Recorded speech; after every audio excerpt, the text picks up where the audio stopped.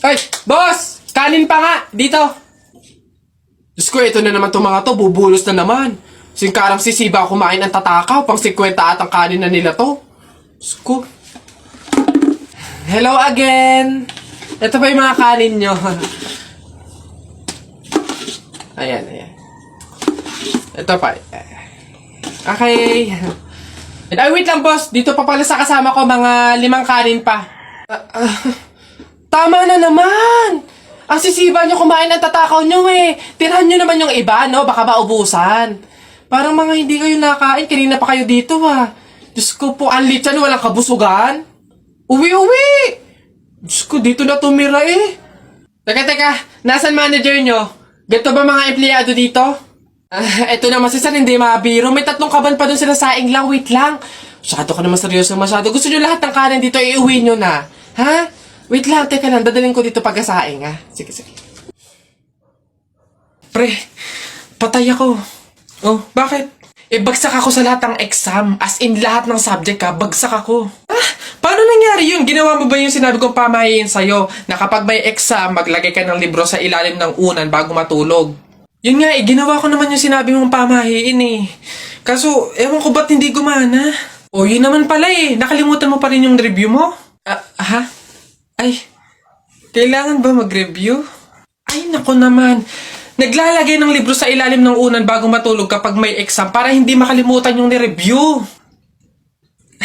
Kaya pala hindi gumana. Akala ko maglalagay ng libro sa ilalim ng unan bago matulog para para magkasagot yung exam.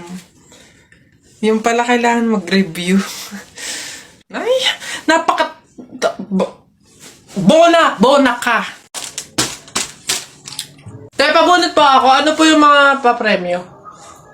Lombans, hairband, calculator, paper, ayun yung kotse pong blue. Ayun. Pabunot to. Ano? Tagal. Ito. 127 po. Ito po. Wala. 21 po. Meron? Wala ulit. Ba't wala pa rin? 1. Gusto ko yung laruan na yun eh. 1 pa 1. Wala. Wala pa rin. Ubus na pera ko ah.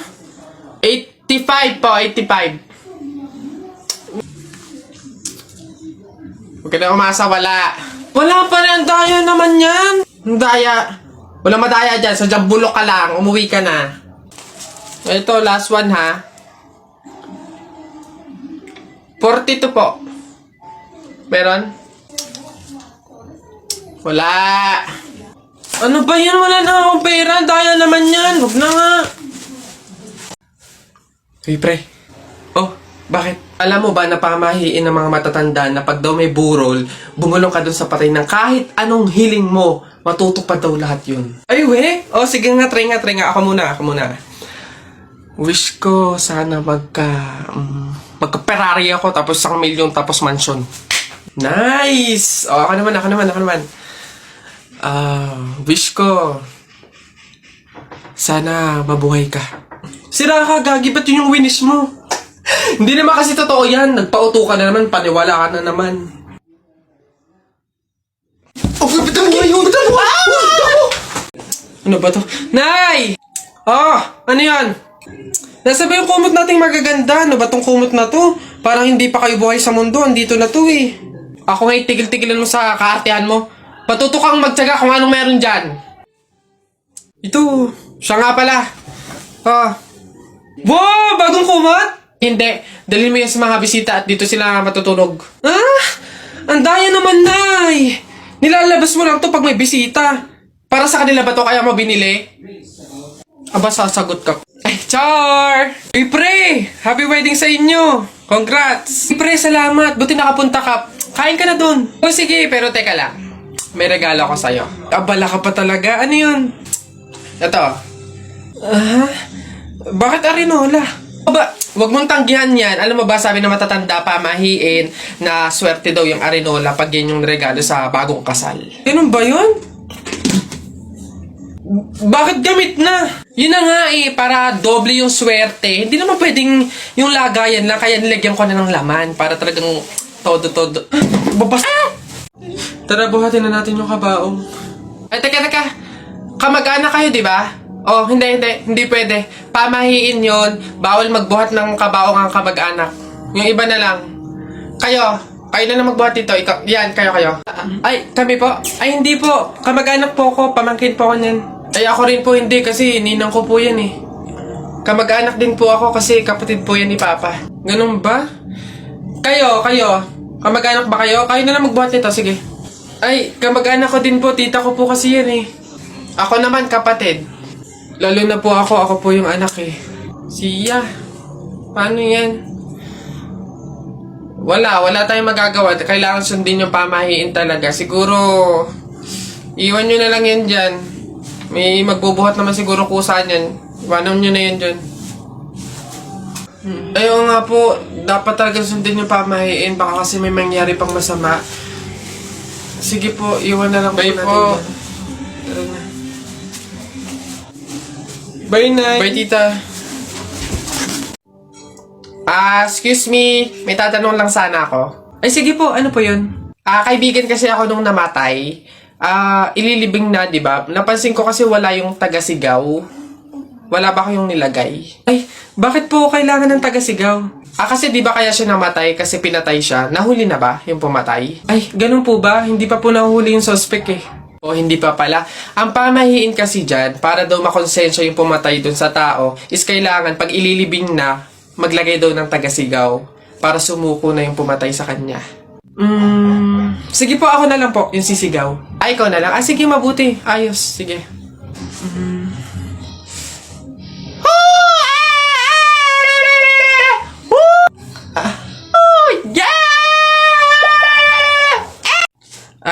Iha, ikaw ba yung asawa nung namatay? Ay, opo, ako po. Bakit po? Gusto ko lang sabihin na mamaya sa libing bawal kang kasunod sa prosesyon ng patay. Ay, bakit po? Pasensya na Iha kasi di ba pamahiin na kapag daw kasunod sa prosesyon ng patay yung asawa, maaari daw na siya yung sumunod na mamatay. Maigi na yung nag-iingat. Ay, opo nga, mas mabuting sundin na lang po, no, kaysa may mangyari pang masama. Sige po, gagawin ko po. Oo, kaya siguro dumaan ka na lang sa ibang lugar para makapunta dun sa sementeryo. Wait lang po. Hello, ate! Oh, hello, bakit? Ano ba, nasan ka na? Ililibing na tong asawa mo, oh. Ay, pasensya na ka mo kasi may sinunod pa akong pamahiin na dapat dumaan muna ako sa ibang lugar para makapunta sa sementeryo. Hintayin ka mo ako dyan mga 4 hours. Anak. Ay, Nay, bakit? May hawak bang pera sa kabaong yung lolo mo? Wala po, Nay. Bakit po? Ay, lagyan mo. Pamahiin kasi yun na dapat may hawak na pera sa kabaong yung namatay. Pinaka-pamasahin niya na kasi yun sa langit. Sige po, Nay. Ay. Ito po, lo. Pamasahin niyo sa langit. Ingat. Nasa langit na ako. Ay, opo, Tay. Kasi sinunod po ng pamilya niyo yung pamahiin na dapat may hawak kayong pera sa kabaong para may pamasahe kayo dito sa langit. Ay, ganun ba? Naku, salamat. Teka, 1,000 yung binigay sa akin. Nasaan yung sukle? Ibigay nyo sa akin, ano to? Dayaan to, ha? Akin na. Ano na? Nak! Nay! Bakit? Mamaya bago ilibing yung lolo mo, kunin mo yung pera sa kamay niya, ha? Ha? Grabe naman, bakit kukunin? Kasi pamahiin daw, swerte daw yung pera na yun. Dali. Ay, totoo, Nay? Sige. Lo, tabi-tabi lang po muna, ha? Kukunin ko lang po yung pera kasi sabi po, swerte daw po yun. Hoy! Anong swerte? Walang makikinabang na swerte ko hanggang sa huli kong hantungan. Dadaya ng mga to, swerte. Ako na nga tong namatay, aagawan nyo pa ako ng swerte. Makaranas man lang ako ng swerte sa langit, no? Akin yan! Swerte. Ayan na. Guys, mag-comment nga kayo ng mga alam nyong pamahiin, tapos babasahin ko isa-isa. Gagawin kong content.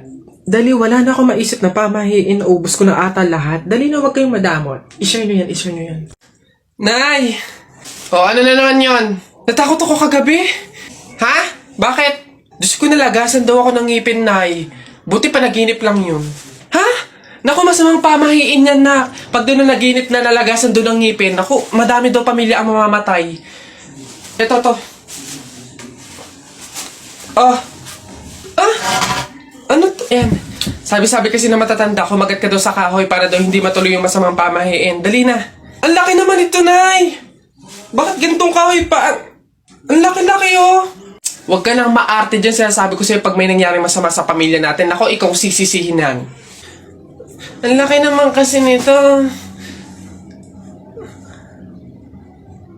Ah! Mabuti nga yung sumunod ka sa pamahiin. Mas mabuti na yung siguradong walang mangyayari. Ay. Oo, Nay.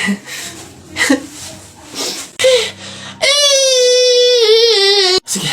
Nak, manganganak ka na ha. May pamahiin tayo dyan. Oo, Nay. Ano nga ulit yun? Huwag kang magagalit o maiinis kapag nanganganak ka na. Ha? Bakit? Kasi daw maaari magkaroon ng kapansanan yung anak mo. Kaya pigilan mong huwag magalit, huwag mainis. Sige. Pipilitin ko. Ayan na, ma'am. Nakikita ko na yung ulo. Konti na lang, ma'am. Iri pa na. Konti, ma'am. Ayan na. Ayan na. Ay, naputol ko yung ulo ng bata. Ay, ano?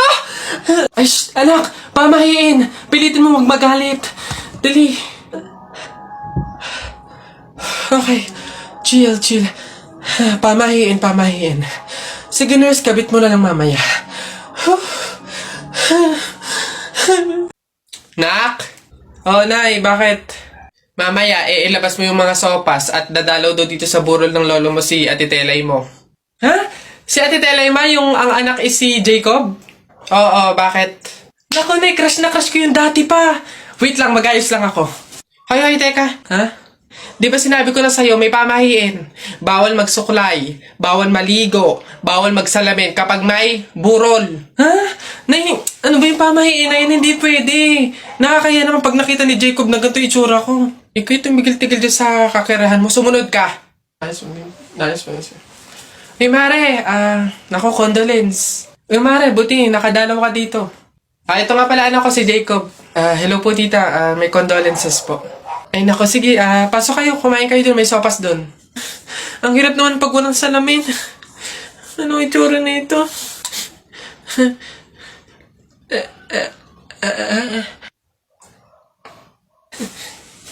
Hi, Jacob. Hi. Lintik na pamahiin na yan. Lala. Hoy, Aida, ano daw bang kinamatay? Aba, inatake daw sa puso. Condolence, Mare. Ayan. Hoy, ang lata na nga nung pagkakaluto ng sopas, wala pang rekado. Diyos ko po, tama ka. Kanina nga akala ko, Diyos ang ibibigay. Aba, tubig. Nagtitipid ata.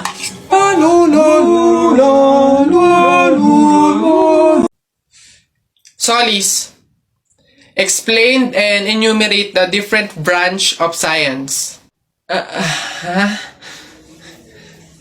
Search ko lang po sa Google. Wait lang po. De La Cruz, isulat mo sa blackboard yung mga solution sa math. Ay, copy-paste ko na lang po. Bragado,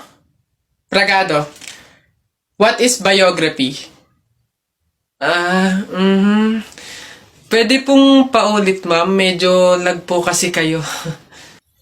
Panganiban, what is the capital of China? Ay, hala, hindi ko alam yung sagot dun.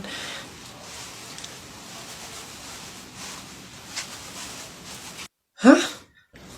Ma'am, sira po yung audio niya. Huh? Ayos?